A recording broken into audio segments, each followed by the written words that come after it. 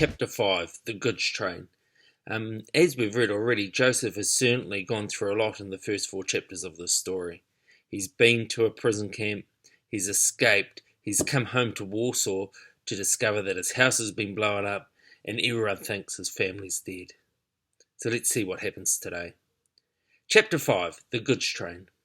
Joseph did not expect the boy to keep his appointment with him in the morning, but he was there, sitting on the rubble with his cat and his wooden box waiting for him. "It's no use trying to pick my pockets this morning," said Joseph, sitting down beside him. "You've pinned the flaps," said the boy, "but that doesn't make any difference." Joseph moved away a couple of paces. "Keep your hands off," he said. "Now listen, I'm starting off for Switzerland tonight. I don't want to walk all the way. I'm going to jump a train. Where's the best place?" "You'll be caught and shot," said the boy. "Or you'll freeze to death in the trucks. The nights are bitter. Your hair will be white with frost. Your fingers will turn to icicles. And when the Nazis find you, you will be stiff as the boards at the bottom of the truck. That is what happens to those who jump the trains." "You seem to know a lot about it," said Joseph. "I've seen it," said the boy. "It can't be helped. I must risk it," said Joseph. "Better than going back to the place I've come from." "I'll take you to the bend where the train slows down," said the boy. He jumped up and began running. Joseph had a job to keep up with him, but the boy could run and talk and point out the landmarks and stuff food into his mouth, and the cat saw it at the same time. Joseph tried to find out something about this extraordinary boy. What was his name? Where did he live? Were his parents still alive? But the boy would tell him nothing. They came to the railway and followed the track past the station to a large bend. Here beside the train they sat down to watch. "All the trains slow down here," said the boy. "You'll find no better place to jump on." They saw several trains pass westward. One of them was a goods train, and it went more slowly than the rest. Would there be a goods train passing that way tonight? Joseph thought. He could jump it without danger. "Let's have something to eat," said Joseph, and he unpinned the flaps of his pockets, but his hand went right through and came out into the daylight. He looked at the boy watching the train, still chewing. He looked at the cat curled and purring on the boy's lap. He knew where his sandwiches were now. "You little devil," he cried. "Just wait till I catch you." But the boy had vanished. He didn't see him again until after dark, after he said goodbye to the cruisers and left their house for the last time. The boy was waiting for him at the bottom of the street. "Shh," said the boy. "We must go by the back ways. It's curfew time. If the Nazi patrols see us, they'll shoot." "What's all that you're carrying?" said Joseph. He looked closer and saw the boy's ragged shirt was stuffed with long loaves, like monster cigars. "Mother in heavens, where did you get all that lot from?" "I borrowed them," said the boy. "I know the canteen at the Nazi barracks. There's plenty in the bakehouse there. Take 'em, you'll get hungry." "Ought to see me through to America, that lot," said Joseph, as he took them. "What about yourself? You've some appetite, if I remember rightly." "I borrow for everybody," said the boy. "They always send me. I'm so small I can wriggle under the barbed wire. I run so fast the soldiers can never catch me. And if—" He broke off suddenly. "Lie down, patrol coming!" They dropped behind a wall and lay flat till the patrol had passed. Then they hurried by the back ways to the railway. They almost ran into another patrol, and there were shots in the darkness, but the boy knew the ruins better than the patrol and they got away. They came to the bend where Joseph intended to jump, and they hid beside an empty warehouse. It was drizzling. The warehouse was littered with broken glass and charred timber. It was open to the sky except at one corner, where the strip of iron roof curled over. Under this they sheltered from the wet.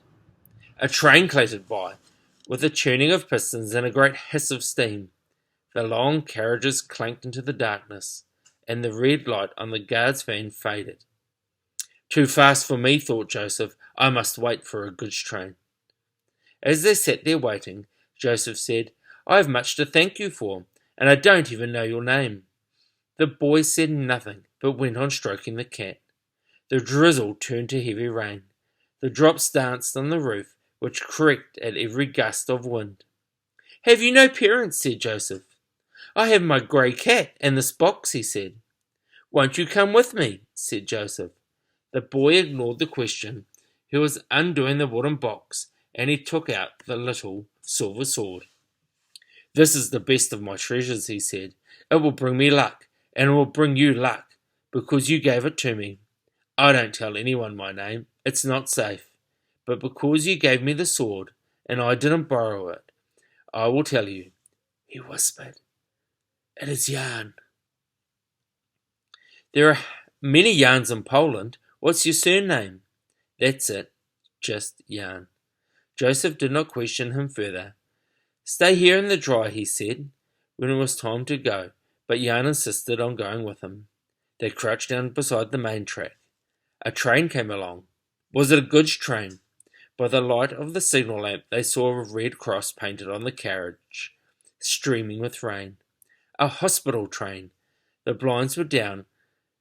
Except for an occasional blur where one had worn thin, no light peeped through. At last, when Joseph had almost given up hope, a goods train came. The first few trucks rumbled slowly past. "Goodbye, Jan. Remember your promise. Whatever happens, I shall not forget you. God bless you." Joseph chose an empty truck and ran alongside at the same speed as the train. Darkness swallowed him. Jan did not see him jump. One by one, the heavy, dismal, sodden trucks clanked by.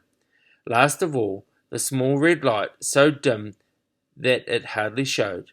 Then the shrill note of the whistle, and the train gathered speed beyond the bend. It was raining heavily now. Jan was soon soaked to the skin. He hurried away through the dark streets. He had tucked the grey cat inside his jacket. It was almost as wet as he was, and hardly warm at all. Under his arm he hugged the wooden box, and he thought of the silver sword inside. Chapter 5, The Goods Train. There's 5 questions to answer today about the chapter that we've just read, and a prediction involved with those. The biggest task for today is an information file, a research activity to learn about Poland. You can use the same categories to do some research on as on the presentation, or you can make up your own. What would be a really good idea is once you've got your information about Poland, is you present it as an iMovie trailer. That would be really good to see some really good high quality presentation work for this bit of work. This might take a couple of days to do, so just do as much as you can in one hit, and then if you need to, go back and revisit it and have a go at doing some of the others. I would expect the Year 8s and the other interesting facts for you to have 4 or 5 good facts in there, and for the Year 7s, 3 or 4. You can go beyond those categories in the information file and present any other information you find out as well. I'm really looking forward to seeing your information files about Poland and moving on to the next chapter, The Night of the Stormtroopers. Have a great day. Looking forward to seeing your work.